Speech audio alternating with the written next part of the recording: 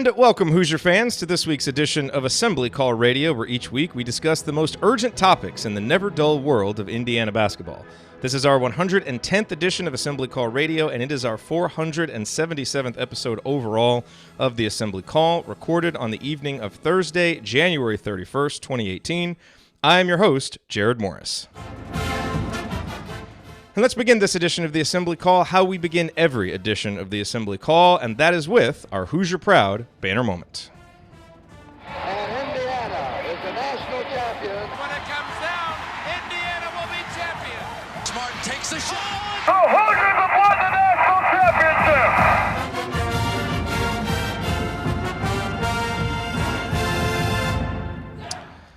This week's banner moment occurred long after the final buzzer sounded on Indiana's depressing 8-point loss to Rutgers on Wednesday night.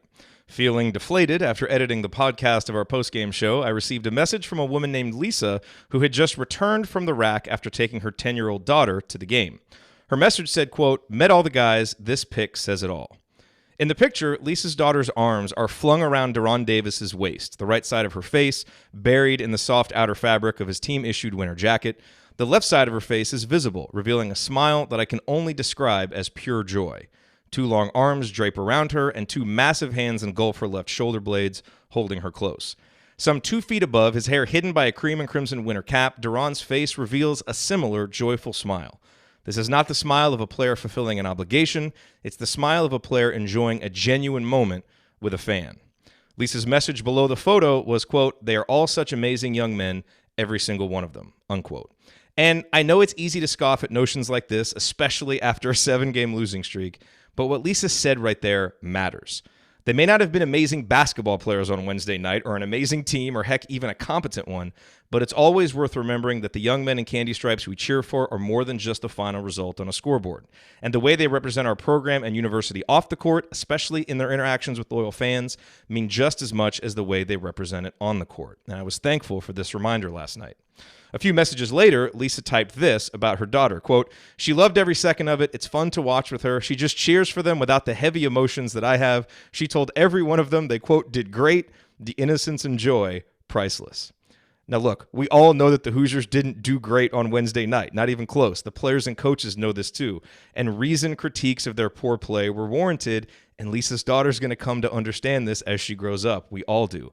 But how many of us, in our haste to express our frustration and disappointment, stop to consider the frustration and disappointment that the players and coaches themselves must have felt after that game? And how many of us actually did anything about it? Lisa and her daughter did.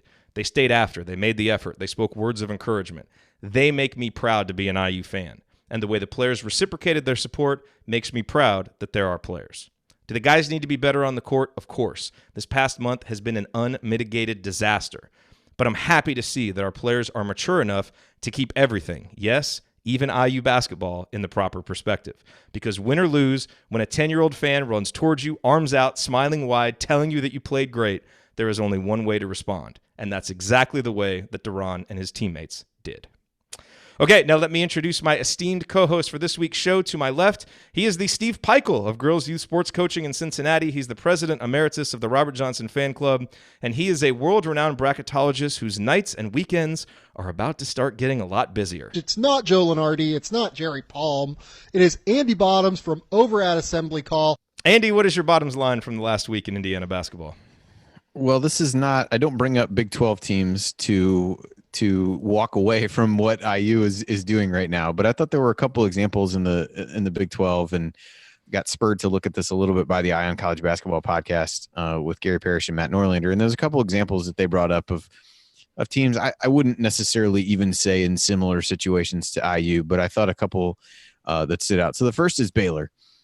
They had some bad losses early in the season, lost at home to Texas Southern, lost at home to Stephen F. Austin, later lost who is now their second leading scorer, may have been their leading scorer at the time. And since then, they've won 4 or 5 games in a row, really gotten themselves back into NCAA tournament conversation, and I think are tied atop the Big 12 as we talk right now. They don't have any size. I think they're starting a 6'5" guy at nominally at center, and had a ton of roster turnover. And it was funny to listen or to look through some of the comments from their latest win at Oklahoma on Monday.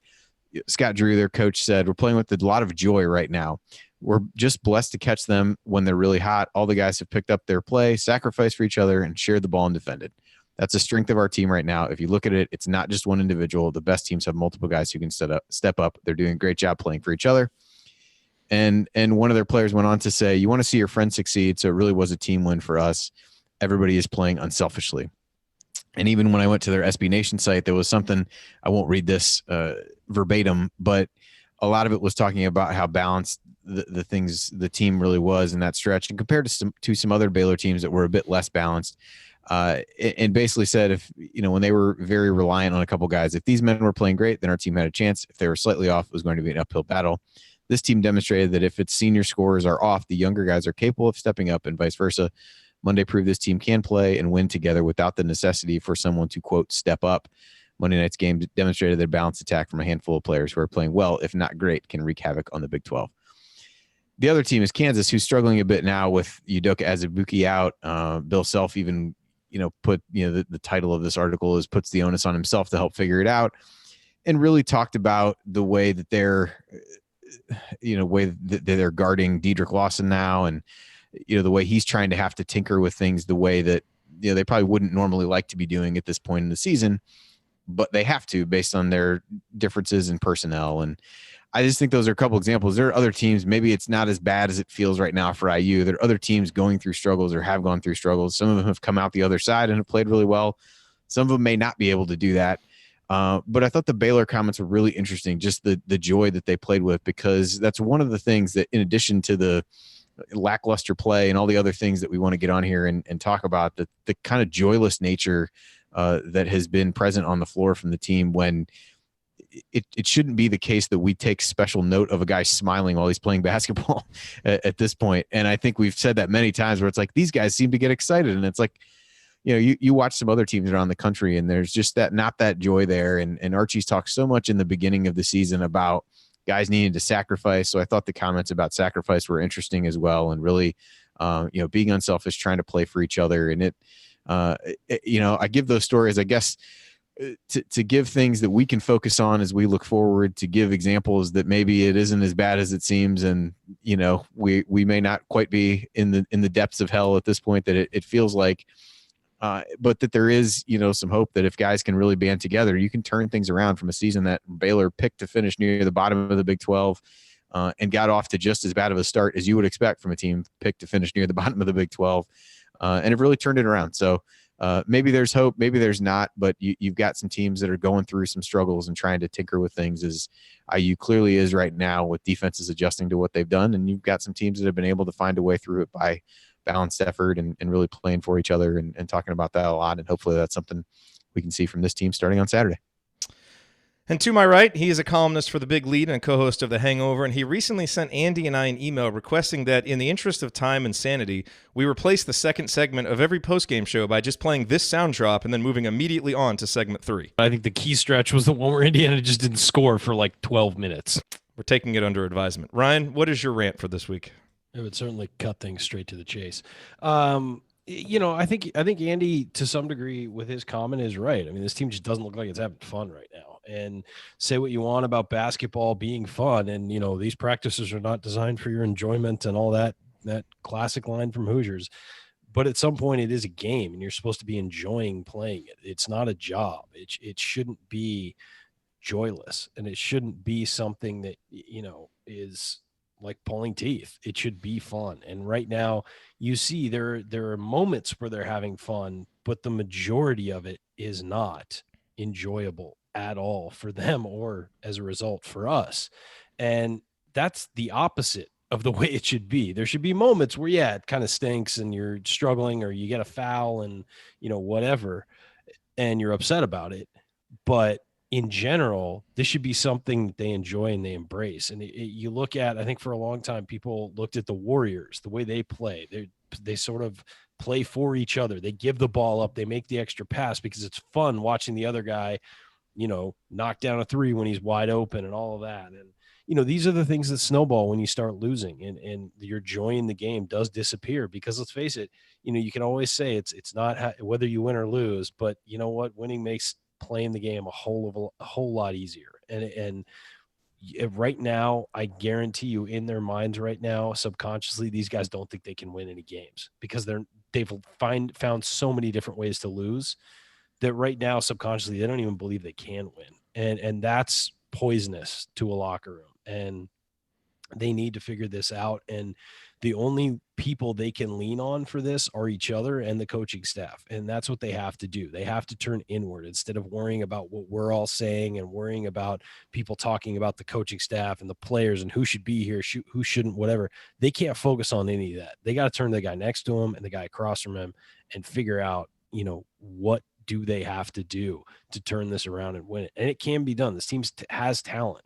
The problem is that talent is not meshing together well. And these guys are not sort of complementing each other on the court. They're all kind of doing the same thing, and they all need to find roles that work for this team. And right now they're just not doing it.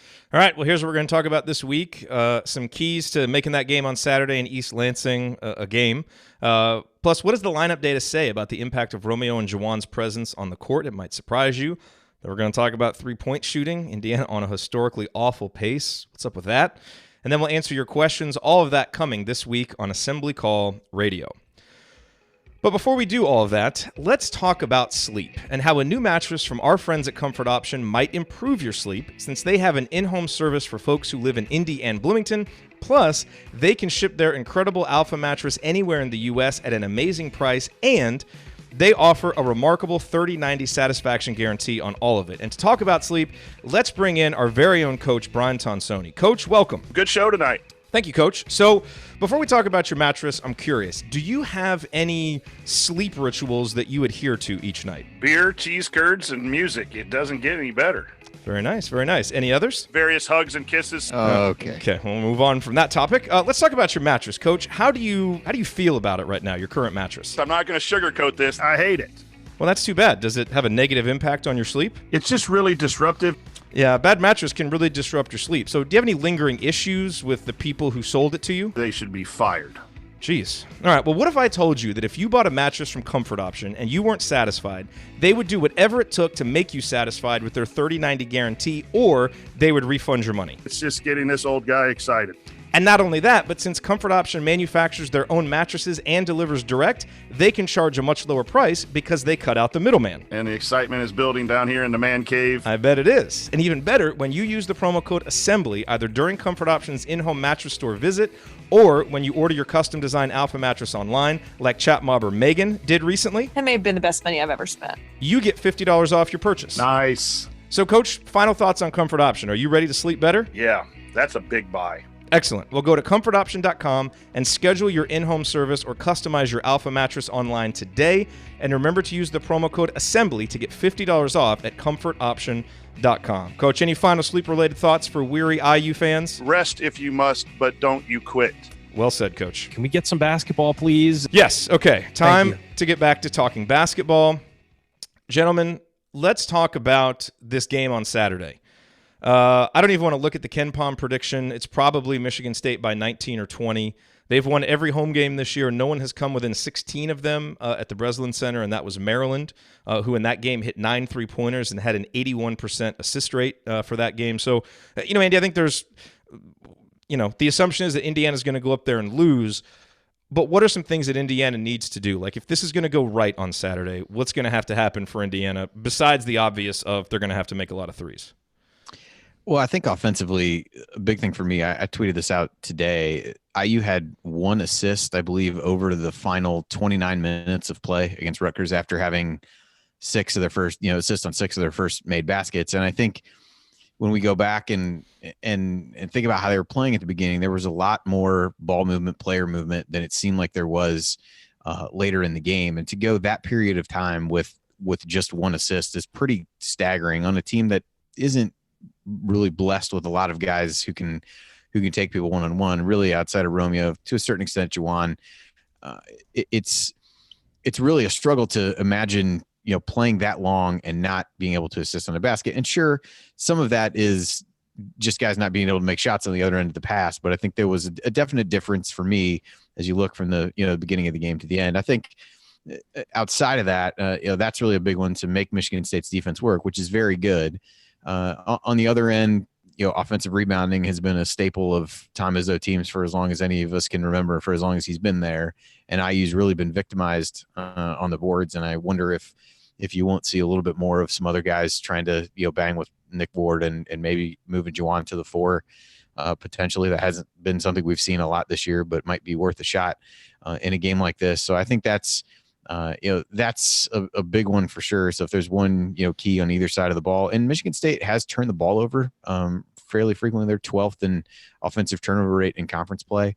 So that was an area that IU came out, again, kind of a tale of two halves or two portions of the game where IU really came out strong, forced a lot of turnovers in those first handful of Rutgers possessions, and were able to convert that into some points. And that dried up pretty quickly and really led to some of the offensive struggles. So if they can find a way to do that, I think those are ways that they can keep it, closer than the experts might think and things like that. And I think a lot of those things, the rebounding, the turnovers and forcing turnovers defensively are effort based in a lot of ways. And I think the, sharing the ball and the unselfishness that we talked about in some of the opening and really being able to rely on one another falls a lot into the assist component.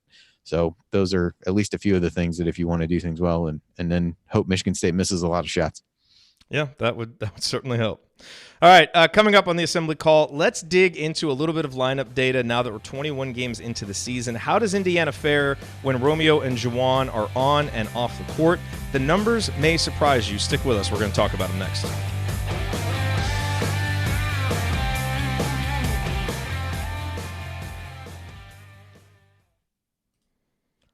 All right. Dang. Purdue scored and went to overtime. 85-85. Hello to everybody watching live. So good to see you all here. One night after Penn State, the Bryce Jordan Center, just a hornet's nest to walk into. Not a bear's mouth, mind you. Carson Edwards is 34. 34 points. He had 17, I mean, there was first half. I was going to say he had 17 probably 12 to 15 minutes into the first half, I feel like. It looks like an Indiana box score. They got 34 from Edwards. They got 20 from Klein, and nobody else is more than 6. They got 6, 4, 2, 5, 2, 3, 5, 4.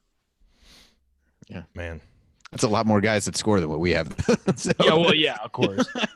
Harms, who's 7 feet tall, has 3 points and 4 fouls.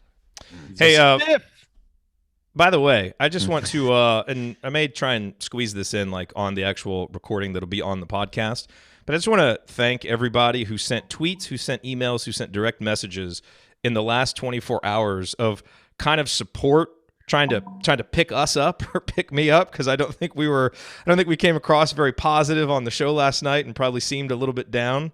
And we always try and take it upon ourselves to be voices of reason, but also find the reasons for optimism and hope and positivity. And we didn't do a very good job of that last night. And yeah, that was not a good one last night. No, and in some ways, I would like to take some things back. I think just disregarding what we normally do in segment 2 and skipping out of it and just acting a little bit, I don't know, as down as we did. We get on the team. Here's the thing I'll say about it, Jerod. It's a post-game show, and that was what the game was. So quite frankly, that's going to happen. It's not the radio show. The radio show, we have to kind of do what we do, but the post-game show, we're reacting to the game. And no, I know. We reacted. I know. I felt it seemed ironic that we've been criticizing the team for not being able to keep their attitude a little bit better, and I didn't think we did it as well as we should have. At least personally, I didn't think I did it as well as I should have. Hey, you shut up. No, I'm just kidding. But we got the one that I sent you from Greg. We got some really meaningful letters, and he even said he basically called me out and said, I think ever since the stuff happened with Dockich, you've been a little bit different. Maybe it got in your head, and I think he had a little bit of a point. So I don't think that's true, but I'm talking about myself personally. I think he had a little bit of a point. So I was, sometimes you need people to call you out on your stuff and keep you honest. So I just want to say I appreciate that. We're lucky to have an audience that cares enough that when they feel like there's something that needs to be said, they say it. And so I appreciate that. So just so you know, we read that stuff, we share that stuff, we talk about it together, and it means something. So anyway. Agreed. Thank you. Just want to say that. Let's get into segment 2. This is Ryan's subtle impatience between segment 1 and segment 2. Between segment 3 and segment 4, I want to get going and talking about stuff because I felt like last night sucked so much. No, I know. That I want to get into actually talking about basketball. Okay, so how do you want to structure this, Andy? Because the stuff about Juwan and Romeo is much more compelling than the stuff about Al and Romeo, because we didn't really get the data on Al that we wanted. Yeah, I don't know enough about how that site works, and I wasn't going to ask for additional favors of trying to have them help me understand whether there were ways to find what we were really looking for, because it really wasn't I think it's hard to figure out. Like the question was ultimately around his production, so I think you can lead into it with what the question was, and then maybe even say that was based on what we could find was somewhat inconclusive, but there were a couple other nuggets that got dug up. I mean, you could even point out the one that they tweeted out about Mick Roberts last night, which was pretty staggering. Oh, yeah, I didn't write that one down. Okay, we'll get to that one. So I'll kick it over to you, and then Ryan, you can react to that. Okay. And do you have the Mick Roberts one? I can probably find I don't have the Mick Roberts one. Yeah, pull that up. Need me to? Yeah, I can find it on Twitter. Okay. Cool. All right. So, all right, cool. All right, let's do this segment. I definitely want to, and I didn't see if you wrote this in the rundown, but I definitely want to give them credit for actually helping look it up. So I can do that when I jump in. 3-man weave. Those guys are good. Yeah, they do a good job. They did that was Andy name dropping. Three-game Indiana tour last weekend of they went to IU, Notre Dame, and Purdue Friday, Saturday, Sunday. Nice. They saw a couple long scoring droughts to start the first two games, though. So, man, they saw, and then they kind of saw a blowout at Purdue. Although that run that Michigan State made was pretty impressive. So, okay, here we go.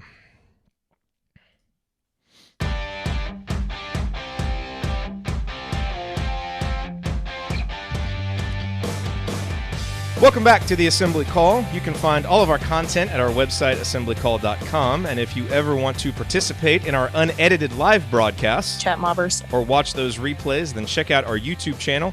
As esteemed chat mobber Chad once put it, hearing the stuff in between, you get to know you guys a lot better. Like the time I merged Ryan and Andy's names together and called Ryan Randy. So maybe just you and I will do it, Randy, or Ryan. Join us live at youtube.com/assemblycall. I'm Jerod Morris here with Randy Bottoms and Ryan Phillips. And so you've only been doing this 8 years, Morris. You figure out our name. It was the weirdest slip of the tongue ever. So maybe just you and I will do it, Randy, or Ryan. So on the postgame show last night, obviously we talked a lot about Al Durham, because I think we all agreed that he was the one bright spot that came out of that game. 2 of the last 3 games, he's had 11 points. And, I kind of wondered how his production is impacted by Romeo being on the court, because it has seemed to me, and I don't have the data to back this up, but it seems to me, just kind of anecdotally, that his scoring often comes in bunches when Romeo is off the court. And so, Andy, we couldn't get that exact data, but we did unearth a few interesting kind of, nuggets about Al and Romeo on the court together. And then even more interesting was the stuff that you found about Romeo and Juwan. So why don't you hit us with that data, and then we can all react to it. Yeah, so I asked the guys over at the 3-man weave, which for those who are college basketball enthusiasts and want to hear about the college basketball landscape in total, they do a really good job. They have a podcast that comes out typically once a week and have some good content on their site. Did a really good job with previews this year. So I reached out to them, and they used Hoop Lens, which apparently is a subscription service. So if anybody has an extra $100 to drop on that or so, there's some different lineup things there. I've heard them reference it on their podcast, so I wanted to get a feel for that.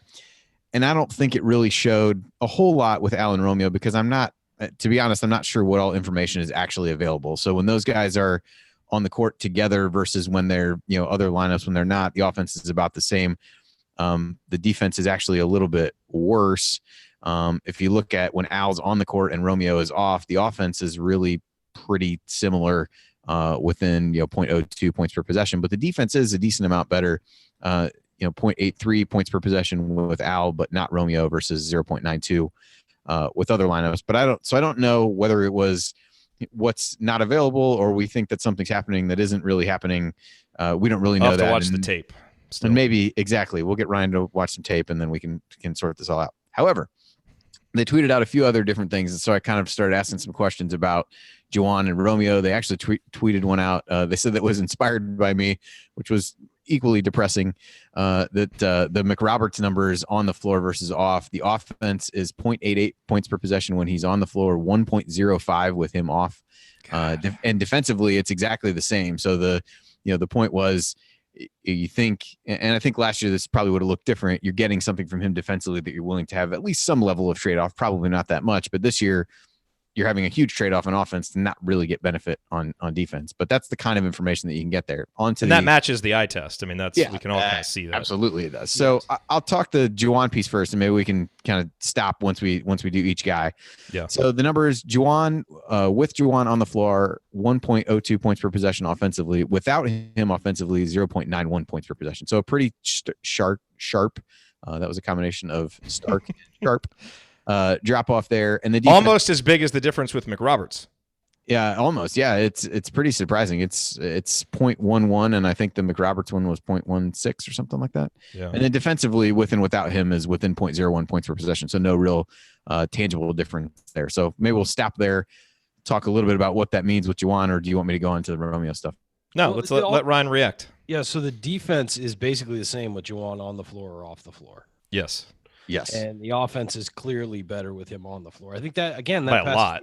That passes the eye test. I think that Juwan has been good defensively this year, but I don't think he's a game changer defensively, probably because he's playing against guys who are bigger and stronger than him. I mean, we've seen him get abused in the post some this year, for stretches of games. And he has to give up buckets because he's afraid of picking up fouls, too. Of course. It's a combination of that, the fact that he's playing against bigger guys who are used to playing in the post, and he was supposed to sort of be an inside-outside guy who could, maybe help out and get weak side blocks and things like that, weak side rebounds. But instead, he's being the primary post defender. So that's not really surprising to me that the defense doesn't really suffer when he's off the floor.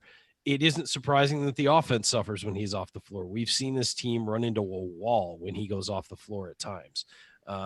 And sadly, that means that Juwan's got to play a lot of minutes. And I know that, the eye test also tells us that he's less effective later in games. And, he does get worn down, and it's clear. And in this losing streak, there are times he has looked flat out exhausted. And when you're playing that many minutes, that's gonna wear on you, and you don't have a guy like Deron Davis to go down in the post and maybe eat some offensive and defensive minutes for you while you're also on the floor and can maybe relax a little on the offensive end or defensive end doing something different. You're getting beat up every time down the floor both ways. So I just think that, everything that we have stated there is pretty much in line with what we're seeing, and it's clear that this team's offense is terrible when he's off the floor. It really is. And when he's on the floor, it's not amazing, but it's better. And defensively, you don't lose much with him off the floor.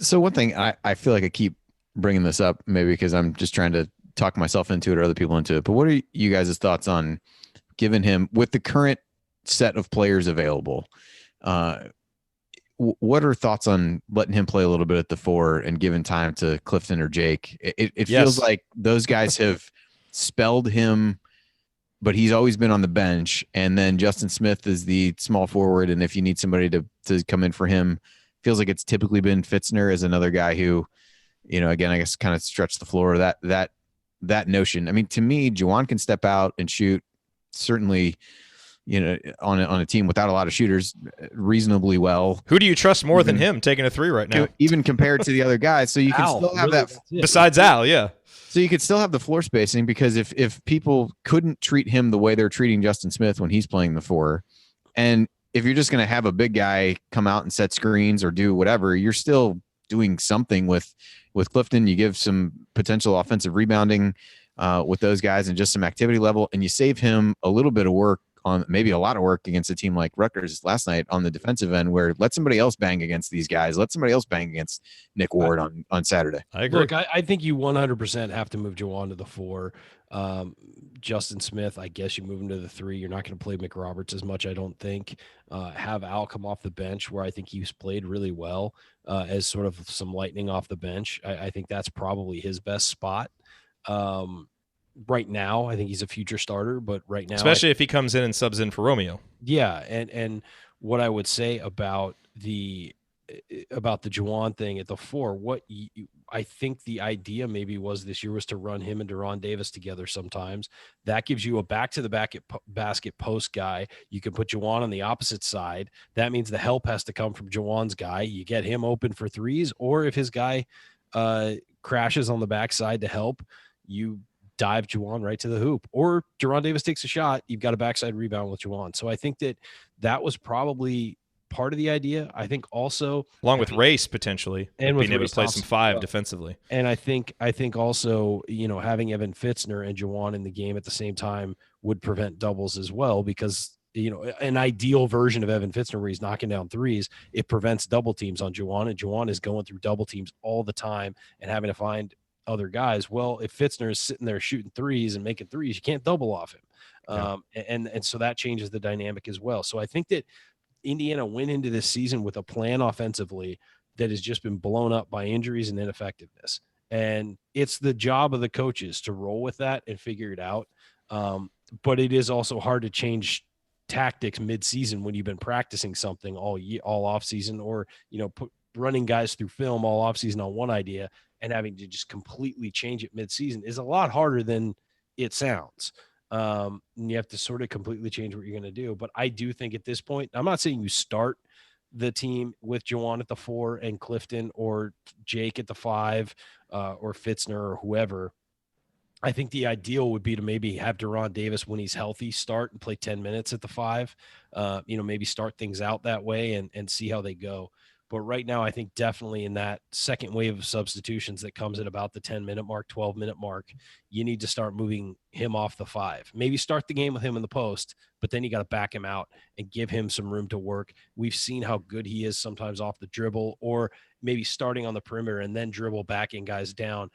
When the double comes, then a guy like he puts up a shot, then a guy like Clifton or Jake can possibly get that offensive rebound.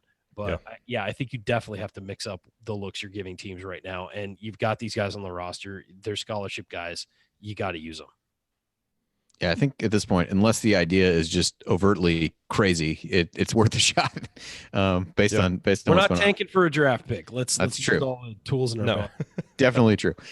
So then to switch gears to the Romeo numbers, this is a little bit of it's kind of the inverse of what you see with Juwan. So from an offensive perspective, the numbers with and without him are virtually identical. I'm sure to some decimal point they're different, but the way they were sent back to me, they're even. And then defensively, 0.93 with Romeo on the court, 0.80 with him. That's points per possession. Points per possession. Yeah. So, I mean, again, a kind of equal to the difference of what you see offensively with Juwan on versus off is the same gap you have defensively with Romeo on versus off.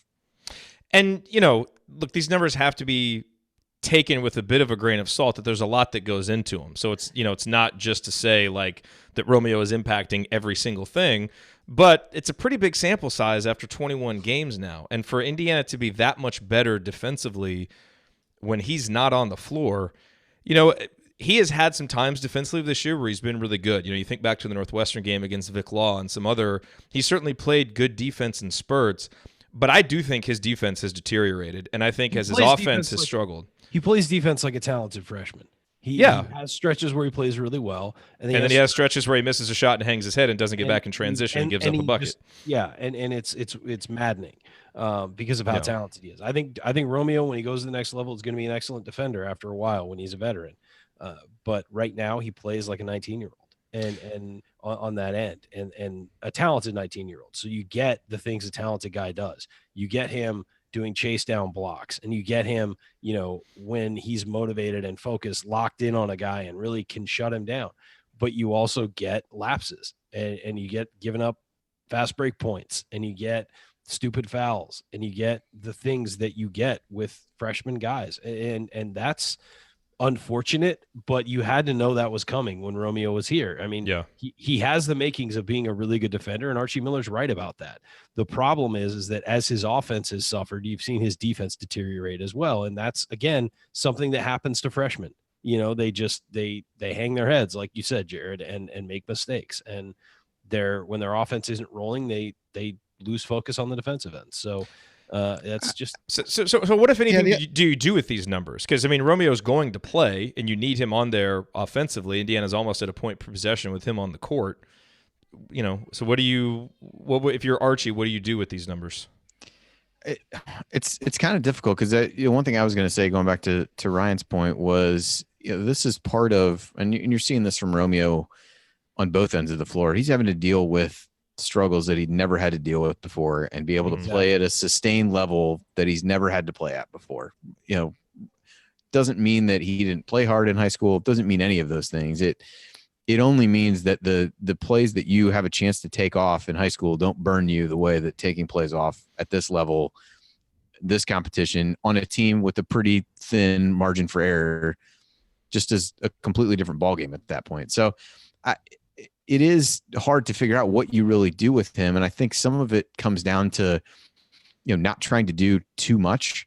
I think that's plagued him a little bit more on the offensive end than the defensive end, where, some of the shots, we went back and forth about this last night. Some of the shots are just forced shots, and they're not coming from a place, I don't know this, of selfishness or things like that. I think it's just seeing a team that needs somebody to make a play and actually making it worse by trying to make a really hard play. And I think some of the times defensively, the overhelping, the going for a block shot that isn't really there, is a symptom of the same thing, where you're really trying to make a play that you think is going to turn things around, instead of making the simple play and making your rotation, reading the play correctly, and not trying to jump a passing lane that you're not going to be able to get to. And I think that's hard to do, because you can see the pressure continues to mount on the team and the way that they've responded and how quickly they crater when things go wrong. I think that exaggerates problems like that more than takes them away. But I don't know if that's really an answer to your question, but I do think that's one area that you see him really on both ends of the floor, just trying to do a little bit too much and leaving lanes open that don't need to be there. I think it's worth noting that every freshman I've ever seen play college basketball, aside from Carmelo Anthony and Zion Williamson, has hit a freshman wall really hard. And Romeo's hit the freshman wall really hard over these last few games. I mean, even if his numbers wind up being okay, he's not playing the way he was a couple weeks ago. And whether that's confidence, whether that's facing better defenders in conference, whether it's being, at the physical nature of the game, whether it's the fact that he's playing more games in a shorter period of time that are more intense games than he ever has. I mean, yeah, you have 2 games a week in high school, but he was 10 times better than everyone he was facing in high school. So it's just mentally and physically wearing, and you have to push through that. And some guys don't get through it. Some guys hit a wall and then just kind of drift towards the end. Most guys are able to figure out a way through it. Right now, he has to figure out a way through it. So quickly, should Archie have held him more accountable early in the season when he had these defensive lapses? And should he do it now? Or is the ship sailed on trying to do that now at this point, especially when you're so thin? You're so thin. I don't know what you can do. I mean, I really don't. I mean, can you really afford to have him off the court for very long? Maybe. I mean, the numbers would suggest that it's not as big of an impact as maybe we think. I'm playing devil's advocate here, but these are questions people are asking. I don't know. I think you have to have him out on the floor, and you have to let him play through his struggles, because he's that good, and he's so far better than everybody on the team that it's not like you can get an equal value with him on the bench. Yeah. Long term, you do that. I just wonder, do you need to sacrifice at some point a game or a half to say, look, we're not, if you're going to loaf back down the court after you miss a shot, that's not what we do, and I need to teach you this lesson. And the only way that you're going to get it is to sit you on the bench. And I don't know that that's something that has to be. We talked about this with Coach, whether it was last week or the week before, of how you use the bench as a motivator, even on a team with a short bench. I don't know that it necessarily has to be, I'm going to go sit you down for 10 minutes. But after, 2 times you take a 3-pointer at the top of the key, you get sucked in, kind of trying to get a rebound, but not, and then not balancing the floor and getting back.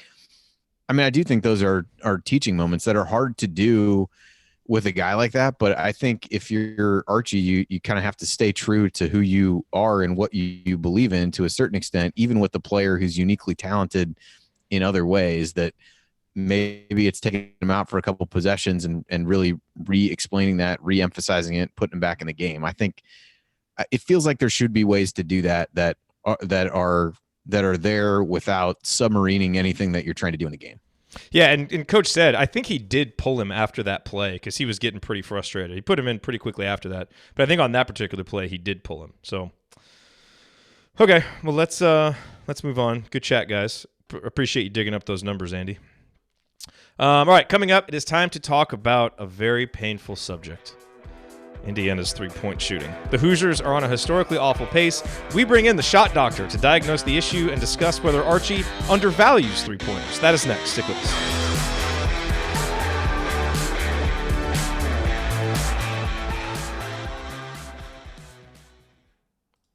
All right. Good segment, fellas. That was 18-11. We've got people in the chat mob that are surmising that we're all like drinking whiskey out of our bottles. My hair's a mess. We have 5 o'clock shadows. That it was like it was a rough night and a quick turnaround. Okay. Yeah, guys, we're going back to back on this, right? And we all had to work today too, so back off, will you? Got into the teens here today. I mean, I'm just glowing from the heat wave that is taking place here right now. Well, it's funny. Like I was gloating to everyone yesterday about the weather. It poured today. Thunderstorms, lightning. That must be terrible. I hope you made it. I hope you made it through. Yeah, it's like 55 and raining. Ugh. Yeah. I don't know why. That's that sunshine vortex you guys have to deal with there in San Diego is real hard. Real bitch. That's too bad. Yeah. I did see my former home of Milwaukee was colder than Antarctica yesterday, so kind of made the right move. That matches the description that you've given us before. Yeah. Mm-hmm. Yeah, just because I was smart enough to leave, guys. Don't get mad at me. I've got a great drop of you talking about Milwaukee. My alcohol consumption since moving away from Milwaukee has dropped precipitously. Plummeted. It's a town where there is a bar like across the street from everything. Like I have friends who lived in like residential neighborhoods and be like, yeah, well, the bar across the street. I'm like, across the street, there's a school down the street. Like, nope, bar everywhere. They have bars that look like houses. They have bars that look like houses. All right, so we are at 35:04, so we got about 17 minutes. And we do have some good questions. So let's keep this segment to about 10, 11 minutes. So I'll kick it off with reading this Alex Bozich tweet just to set the stage, as if people need to be reminded how bad our three-point shooting is.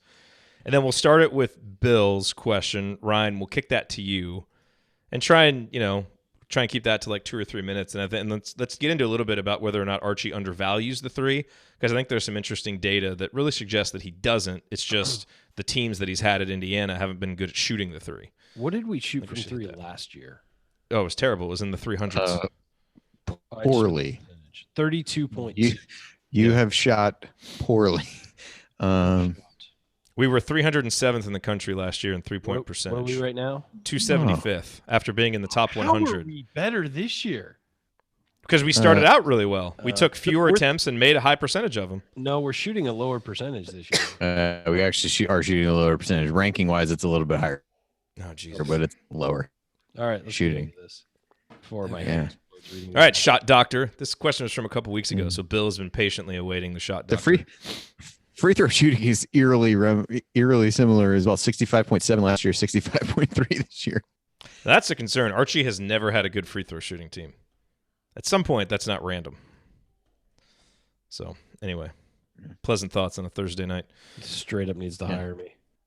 Yeah. I was kidding before. I'm serious now. I think we'd all kind of go for that now. Desperate times call for desperate measures. All right, here we go. Though I feel like if you got that role, you'd be insufferable to deal with on a personal level. But that's yeah. But if it helps IU, I mean, so it would change nothing. It would change absolutely nothing. Now, right? I feel like it would. I feel like it would reach a different level. It might. It might. But we'd have a place to stay when we went to Bloomington. So I mean, that's in that true. regard, that is true. And we'd have inside info on the team too. Yeah, I mean, what you would be like to deal with personally is really the only downside that I can see from the scenario entirely. Yeah, that's a good point. So, and very few of us would actually have to deal with that. So I'm willing to, Jerod, I'm willing to make that sign up for it, then we're good. Yeah. I'm not going to disagree with really any of this. Okay.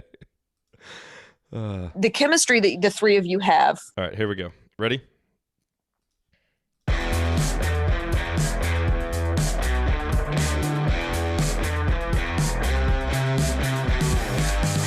Welcome back to the Assembly Call. I'm Jerod Morris here with Andy Bottoms and Ryan Phillips. Remember, you need to be subscribed to our email newsletter. We send out a weekly IU news roundup, even during the offseason.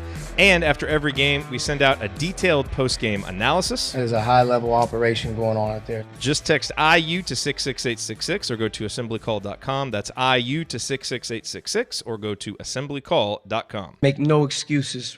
All right, so gentlemen, let me read off a tweet that Alex Bozich sent out earlier today. He said, how bad is Indiana's three-point shooting? At the midway point of league play, brace yourselves, Indiana is shooting 25.3% from deep in Big Ten play. In the Ken Pom era, so that's since 2002, no team has ever had a three-point shooting percentage in Big Ten play lower than 26.5%. So the Hoosiers, by more than a percentage point, on pace right now to be the worst three-point shooting team in terms of percentage in the last 18, 19 years of Big Ten play.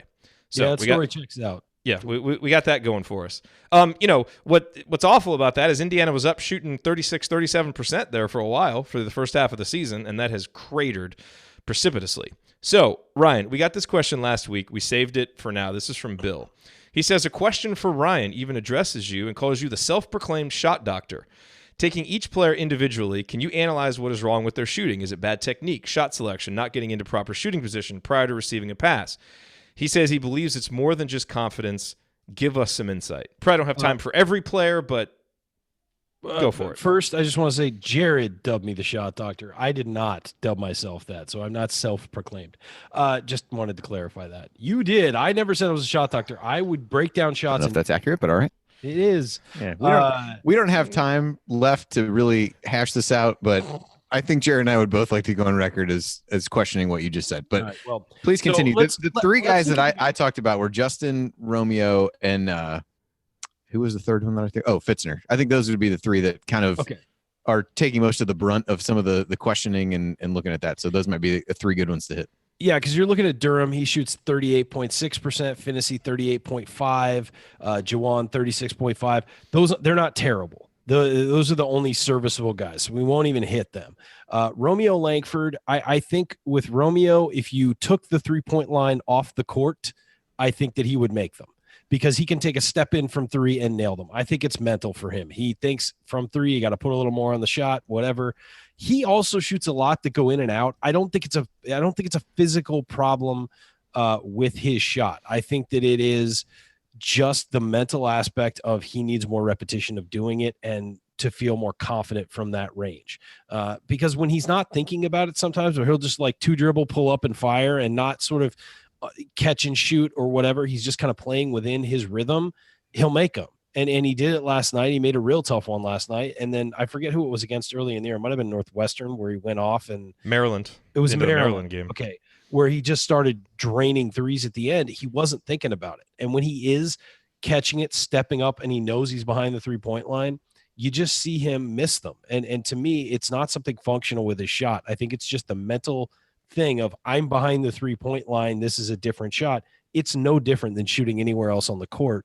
And you see him with the confidence with which he'll take a step in and nail a jumper from inside. I mean, his mid-range game is fantastic. So I really do think it's a mental thing with him. So you can talk about confidence, whatever. I just think in his mind, it's a different shot. I need to focus more, do something different, blah, blah, blah. Coach wants to know if you think his shot is flat. It is a little flat, but I think that it's not a concern of how flat it is. I also think his shot is flatter from three than it is from two. I think it's more of a line drive. I think he doesn't get the same lift on his shot. And again, I don't know if that is a functional thing because of mentally where he's at. But I will say that, yeah, I do think that he line drives the ball a little bit more from distance than he does when he's closer in. And let's just face it, he's a guy who is known for his driving and finishing. He was never a knockdown three guy in high school either. And now he's taking more contested shots against better defenders. His percentage was going to drop unless he had a precipitous rise this offseason. And that clearly didn't happen. Justin Smith right now, I tweeted out last night, and I'm not meaning to get down on Justin, but if he continues to shoot threes, it's going to put me in an early grave. The thing is, when he's up top, he has a huge hitch in his shot when he goes up. I've seen him shoot normally most of the time, and he has a smooth release.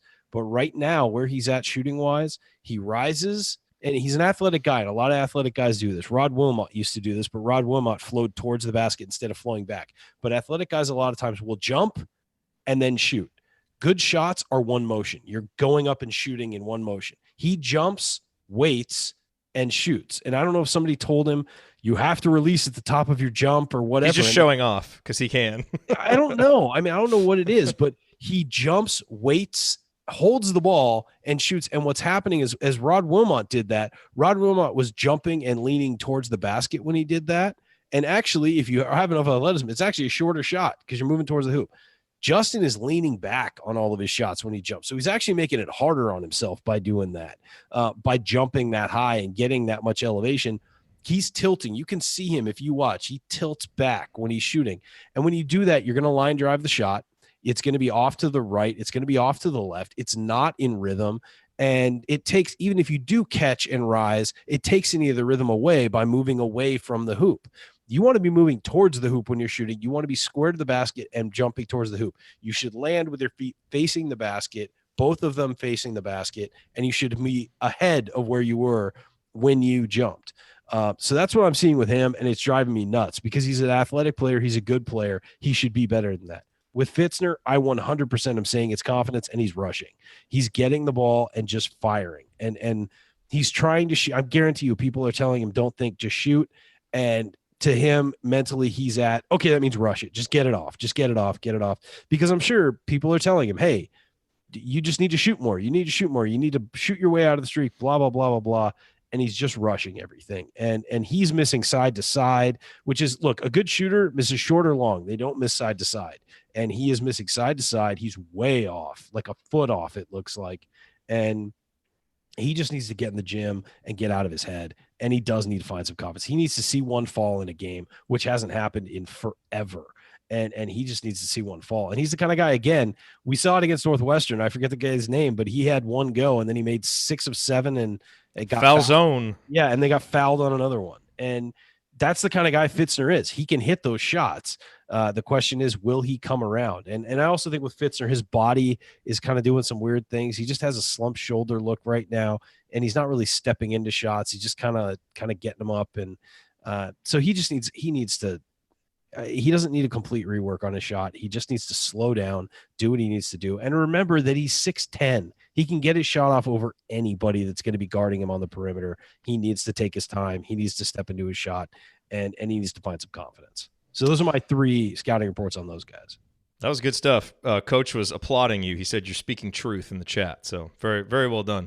We could probably do a whole show with you critiquing shots. That was good stuff. Well, if we want to do it, if Coach has a player he wants me to critique when I'm down in Indy, we should do a video from the Hyper. That's it. We should. So that leads me to this question from Mark, who wonders, do you think that Archie undervalues the 3-point shot? And Andy, I looked at the numbers on this, and I guess the answer that I came to was maybe. But it's not to the extent that he undervalues offensive rebounds as a matter of principle, where we're going to give up some offensive rebounds so that we can get back on defense. But it's just a little bit inconclusive with the data that we have, because he's had 2 really bad 3-point shooting teams at Indiana. So obviously he hasn't wanted to take a high level of attempts because the teams haven't been able to make them. But he was above average at Dayton if you look at the data. In 2013, which was his second year in Dayton, they were 286 in the country in 3-point attempts, but they were 18th in percentage. As he went on at Dayton the next year, 196th in attempts, 54th in percentage. These are national ranks. 2015, 74th in attempts, 104th in percentage. 2016, 187th in attempts, 179th in percentage. And then his last year at Dayton, they were 125th in attempts and 35th in percentage. So, kind of hovering there in the middle, and every now and then they would have a season, that was pretty good. One that was, 54th, 118th, 135th. So he had some teams that shot the 3 well. At Indiana, last year, the Hoosiers were 263rd in attempts and 307th in percentage. This year, you don't need me to tell you how bad they are. So his history at Dayton suggests that he's not averse to shooting threes, and especially when he has a team that can shoot it, they'll have the opportunity to let it fly. He's not Tom Crean or Jay Wright, taking 50% of his shots from 3. But I think to see how he does at Indiana, where he's recruiting at a different level, we're just going to have to wait and see. Like, I don't think he eschews the 3-point shot, but it's not the primary part of his offense like it is for some coaches. So I apologize for the nuanced answer, but that's probably around where the truth lies. Yeah, I would agree. I mean, looking over the same thing, you saw teams that he had that shot it really well. Some of those teams where he didn't have a ton of size in the middle years when he was at Dayton, they shot more of them because that seemed to be what they could do. So it feels to me that if he has the personnel to be able to kind of trust to take and make threes, then he's not closed-minded in the sense of being able to do that. It's hard to watch this team, though, how they shoot the ball and suggest they should take more because their, attempt, 3-point attempts per field goal, attempt, the percentage of those that come from 3-point range is pretty low. And you'd be hard pressed to watch this team and say, what this team needs to do is shoot a ton of threes. So I in that regard, it made some sense when the percentage was okay, but not after the last 6 games. That was a different time. That was a different time. 3 weeks ago. Ryan, do you want the last word on this before we break? Yeah, I just want to say, I don't think he undervalues the 3. I think that his basis for his offense is dribble drive, but there's a drive and kick element too to all that. And you're supposed to suck the defense in and find the open shooters. Well, now nobody's afraid of any of Indiana's open shooters. Maybe Al Durham. That's about it. You'd rather have Juwan Morgan shooting a 3. You'd rather have Rob Finney shooting a 3 instead of getting into the teeth of the defense and dishing out an assist. You'll take those guys shooting 3s. Other than Al Durham, there's nobody you really need to close out hard to right now. And maybe Finney, as he gets back, maybe that's another guy you have to close out hard to. But if that's not a weapon for your team, then that sucks the defense into the paint. And when you do have driving lanes, they're clogged and quickly. And so I think that is what we're seeing that is so different from this team that started 12-2. Early in the year, Indiana was at least a threat from distance, and the numbers bear that out. They shot a much better percentage. As they have fallen off the cliff shooting wise, teams are just daring Indiana to shoot because of how bad they are. And you saw it. It was never more crystal clear than the other night against Rutgers, where they had 3 guys have 3 wide open threes on one possession because Demezy Anderson was fighting for rebounds, and they missed all 3. And they were all big threes. They could have had something to do, and they were just off. And you could not have asked for 3 better kick out looks, and they missed all 3. And I mean, there have been Indiana teams in the past where that's like a layup for those guys, and just isn't there. And these guys aren't great shooters. And this program needs to recruit great shooters for the modern game. I'm sure after this season, Archie Miller says, all right, we need to focus on that more. Yeah. I felt like we had an amazing conversation on all levels. Thank you, Coach.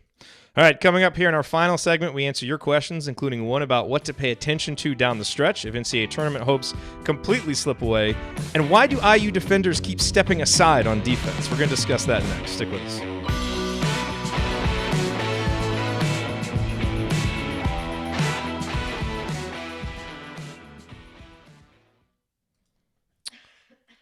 Nicely done. By the way, looking at this team's numbers is just depressing. Yes, it is. Zach McRoberts is averaging 0.9 points per game. Oh, man. Yeah. But we got a short final segment here.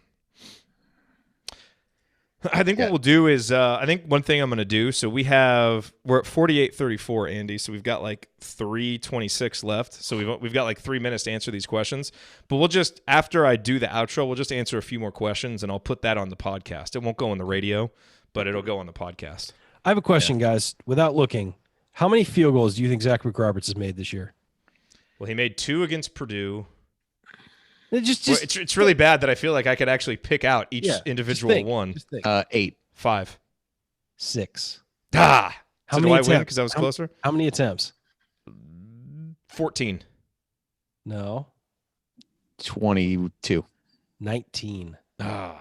He's 3 of 15 from 3. Man. He has 15 points all season. He's a shell of himself, man. It's a shame because he was a really valuable player last year for what that team was trying to do, and he just can't do it, man. All right, let's answer one. You want to just do like one question and then? No, we can hit both of these quickly, and then we'll pick up a couple other ones at the end because we have some good ones. But let me get the time right for the segment. We've got three. You got like 250-ish, right? 326. Yeah, 250. So who wants? Let me scroll down here. Yeah, just it's funny you bring up the McRoberts stuff. This was before the 3-man weave guys were doing that. They sent me a DM. They're like, here's just Romeo. I'm also about to tweet a very depressing one. Just a forewarning. My response was, I do a post-game show for a team that's lost 7 straight, including a game where they allowed Rutgers to go on a 22-0 run. You can't hurt me at this point. That checks out, unfortunately. Yeah. Okay, so Andy, I'll kick this first one to you. And then Ryan, if you want to chime in quickly on it, and then we'll just try and hit this last one, because it's really just to make the point, like, when was the last time this team took a charge? Because I don't remember when. McRoberts took the one, I think in the Michigan game, he had one where somebody pushed off on him, but not on a like that. Like stepping up where the defense for is one driving. that wasn't on like a push off. Yeah. You mean one like Harms, who's like 7'3" and just throws himself on the ground to draw charges? Yes, the stiff, right, Ryan? Yeah, stiff. I do find that incredibly annoying. Like, you're 7'3", like you need to be able to. But he's light as a feather. Throwing yourself onto the ground. He doesn't have a whole lot of discernible basketball skill. It's true. Wherein that is a lie. Tell me. I think Harms is largely a stiff. He is. That's one of my favorite drops. No, you remember Mitch McGarry? I don't know if you remember Mitch McGarry playing. Of course. Stellar, and the two of them bumped into each other one time, and McGarry felt like he'd been shot.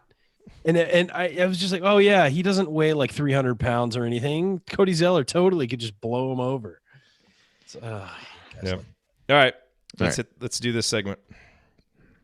Here we go.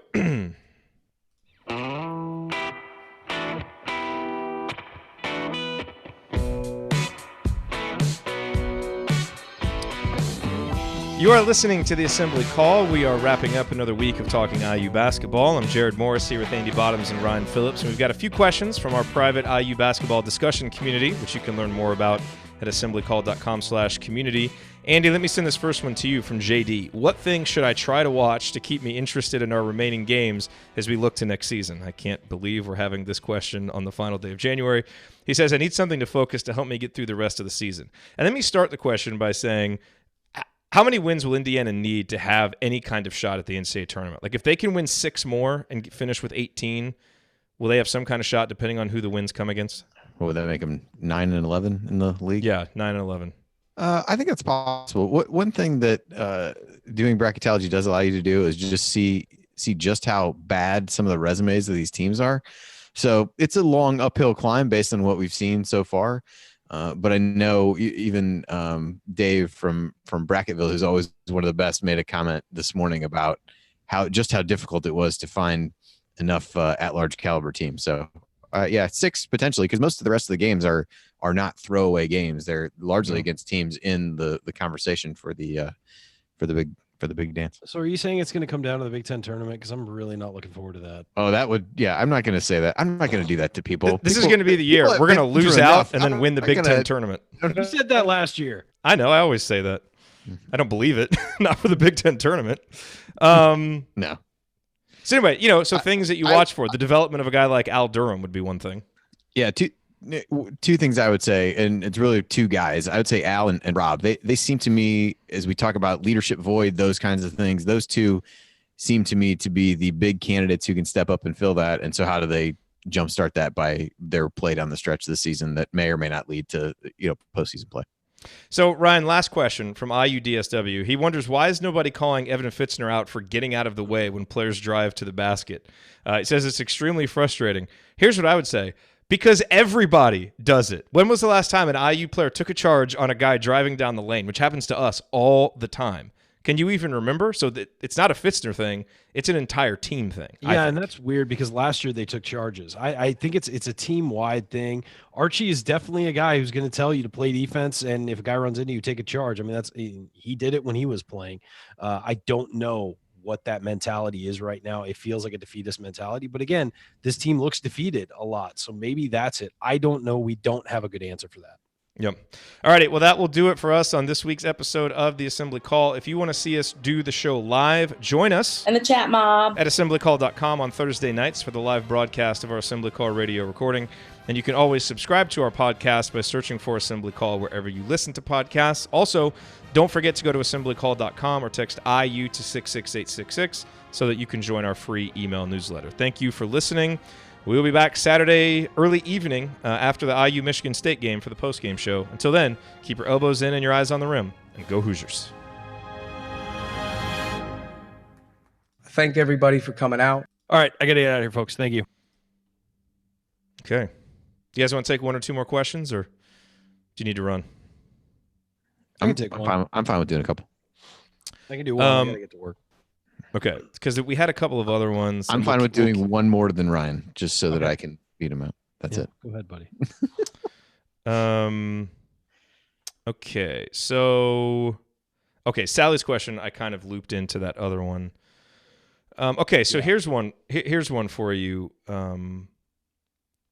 Ryan. So this is from Bob. He says, a Coach Knight reference. A lot of Coach Knight references recently. Coach Knight also from Bob. Anybody else find that interesting? Who knows? Could it be from Bob Knight? Can Bob Knight use a computer? We don't know. Would that be the funniest thing if he was just like trolling our private community? Would it surprise you at all the actions of some of his disciples? If Bob Knight could get into Mighty Networks and navigate a Mighty Network, that would be really impressive. Yeah. Anyway, it's probably Pat doing it, but all right. Anyway, continue. Sorry. All right, so Coach Knight always used to say that it was not about confidence at all. It was really about concentration. He constantly said confidence was overblown. Archie is constantly talking about confidence or lack thereof. Would love to hear your all's take on this based on what RMK used to say. Well, I think when you have a lack of confidence, part of the reason is because you got a lot of things in your head, which means you're not concentrating, which means your eyes are on different. Your head's on not screwed on straight. You're thinking about, well, if I shoot this, do I have to put a little more or a little less on it? Do I have to do this? Do I have to do that? And you're not thinking about your defensive assignments. You're not thinking about, you're not focused on the right things. You're focused on all the things you're doing wrong and not the things you're doing right. So I think those things go hand in hand. I think if you're confident, you are locked in and focused. You hear about that with guys about like being locked in and being in the zone and all that stuff. That's just another word for concentrating. And it's just the level to which you do it.